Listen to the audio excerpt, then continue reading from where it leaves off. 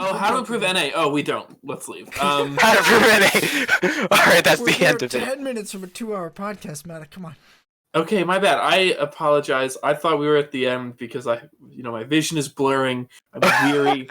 My hips hurt from walking in this desert with you idiots. So how do we improve NA? Ban imports. Honestly, yeah, that would improve NA. Goodbye, half of these rosters. It wouldn't place us any higher in the and revoke all standings. Previous imports who got. No, let's not go that far. Hang on. No, wait, I like Bjergsen. Wait. As long as the TSM players and C9 players who have all become or become residents, let's not do that. You just hear how crickets do we from the improve LCS NA? I think implement a 4-hour test after every patch before you can play rank. SAT style, no breaks, no internet you lose access. points if you guess something wrong. Yeah, you need at least also, a 98% to pass. Not even better, you lose LP every time you get something wrong. Well, points and LP. No, okay, let's get a little serious. What do we think is like the one thing that we need to do that bare minimum, like the first thing we need to do to improve NA? Let's go. Haymant, I haven't asked you this question before. Interestingly enough, Wild Turtle went around EU asking that exact same question for FlyQuest, and what came up was more leagues, more competitive leagues, because the College Ice series does not seem to be actually growing really good talent right now. Like everything. What are you talking about? There's been a bunch of players that have come from the Collegiate League.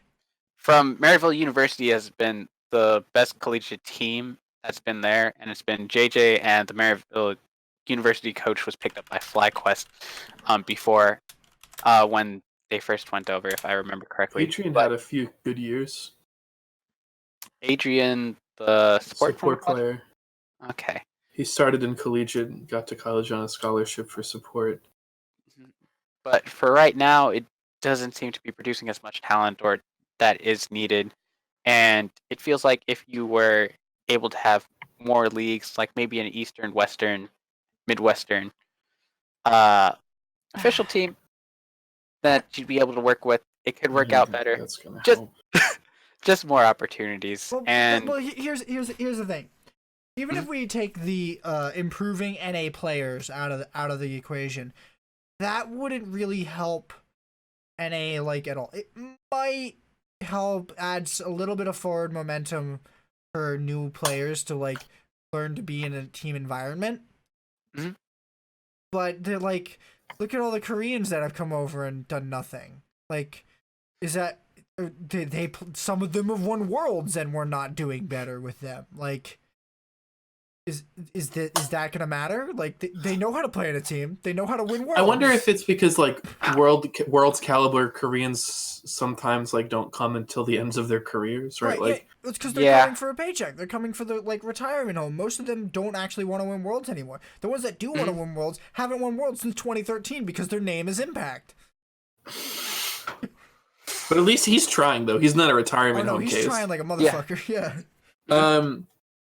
I think dealing with those players you so rudely called retirement home players might help. Oh, I'm sorry. Would you like me to come up with a kinder word to call them? Yes, actually. I'll call them washed. Okay, still mean. I think it's getting players who want to win. I think it might be, I don't know, like, I really have no idea. Maybe it's just a cultural thing or a work ethic thing, but we seem to be really moving towards a much more structured work ethic practice. A lot of pros are taking it really seriously, which is good. Early days, it's just kind of gaming houses dicking around. We were talking earlier today about Cop, and Cop very famously would like go to Korean boot camps and play like 1 or 2 games of League a day, and then just like go around Korea, right? Which is like great, like that's fine. Cop was a decent player at his time, but like that's not the way things happen anymore, and I think that's a good step in the direction. But I really don't quite know what to do because it just seems like the institutional support in China, and when I say institutional, I mean cultural, like large-scale support in other countries or regions is just so much bigger, right? Like, you know, obviously China's going to be stacked because they have such a big fucking player base, you know? I'm surprised it Statistics. took them this long to start winning. That's all. I know, but like in countries where like esports are huge draws, like on par with other like traditional sports, it seems easier to get people into it, to get like fun, like to get things for it. But I don't know, like so outside of like changing cultural perceptions and things like that, I really just don't know. Maybe getting rid of the retirement home players and like really working on NA's reputation abroad might help get players who are younger in the primes of their career and really do want to win over, instead of just getting like Koreans who can't make it on Korean teams, top Korean teams, or people who are at the end of their careers and just sort of coming for the check. But I don't know. I think it's actually a really complicated question. So I would hate to agree with Monty, but he has a very, very good idea that I really am disappointed a lot of teams aren't doing. Is why aren't we scouting Korea better? Why aren't we scouting China better? Why aren't we looking at their up and coming players and looking and trying to get them for our teams? Like why do we go for Mata and Mad Life and I shouldn't say Mata, I don't know if Mata played. So why are we going for Mad Life, Piglet, Crown, Core JJ when we could be going for like whoever the hell, the Faker who was Faker in 2012? Like that's who we should be looking for. We shouldn't be looking for the team that just won Worlds. Look at what happened when they all went to China. Nothing. They all did a whole lot of nothing. Like the only people who've ever won Worlds multiple times is SKT. The Samsung team that won the second time had nothing to do with the one that won before. So is that right? Yeah, SKT are the only team with players to have won multiple times. Mm-hmm. And I can't fathom why we aren't like getting an agent specifically to scout in Korea instead of doing whatever the hell we're doing now, which is just picking up randoms and then some random EU players too who don't want to be here and are just here for the money. Sorry. Okay. So let me get this clear. It wouldn't your idea isn't to have try to improve like NA talent. It's to try to grab talent from this is an idea that like if we're not gonna consider improving NA talent too heavily, because this is just how to get NA a victory. Like how do you? And it's NA also win? like it's not clear how you would go about improving NA talent, right? Yeah, like because that isn't just an esports question. That is a lot about Riot. That's a cultural question, a Riot question, an online like a gaming question, right? Like that is not a clearly answerable problem in the way that like scouting for talent in other regions more like earlier on is. That could happen next split. We could start. It could happen next month, bro. Like. You know, like you start sending scouts right now, right? It's checking VODs, watching streams, but like the fact of the matter is that like when it comes to improving NA talent, it's not even clear what that means, because it's also not clear that like, I mean, one of the big issues in NA for a while is you would get like a top laner, you're like, oh, this is that tank player. So during this tank meta, they're going to be really good for a split, and then for 2 splits when it's a carry meta, they're going to be ass, right? Like you have, you know. We seem to be moving away from that with higher caliber teams, but like it's not clear how like you can do that more generally, right? Like how do you handle the bot lane meta changing and making your bot laner learn Syndra in a week or Haymant, or like is that what you mean by improving talent, or do you mean generally improving talent? Like how do you go about doing that? Like, you know, make solo queue better? How? Well, right? that was another part of the argument, was that bringing in these fresh players from Korea would add to the solo queue population of the high tier players and make it a more competitive environment. The real problem is that pro players don't even take solo queue seriously. So why should anyone else take it seriously? Well, they don't take it seriously. Like they take it seriously like in Korea, right? Why are they doing that here? Like that's because half the problem. The difference is because the caliber of player is different, right? Like if your Korean challenger teammate is more likely to take this solo queue game seriously, and so are you. If your NA solo queue teammate is more likely to grief, I'm not saying you're going to grief as a pro player, but like it's just not the same caliber of experience, or like people claim it's not, right? Like all these pros talk about all the time, like the feeling of solo queue, the experience of solo queue being so different. So even if like all these individual pros started taking it more seriously, that doesn't mean every other random on Challenger would. It just means like they would, and that doesn't mean they would learn the same amount as they would learn in Korea when everyone is trying harder. Well, right? but the point is to set the example. Like you see them all the time, just really not giving a shit on stream, playing solo queue, and just doing it to fill their quota that they're. Well, streaming is different. I don't care if they don't try hard on stream for entertainment purposes, right? But like, because there's a difference between like a pro's practice solo queue and like the stream solo queue. I don't think they always 100% overlap. And like, if you're in like your off time stream hours where you're not explicitly meant to be practicing and you're doing it for another, then fine. I think that's fine.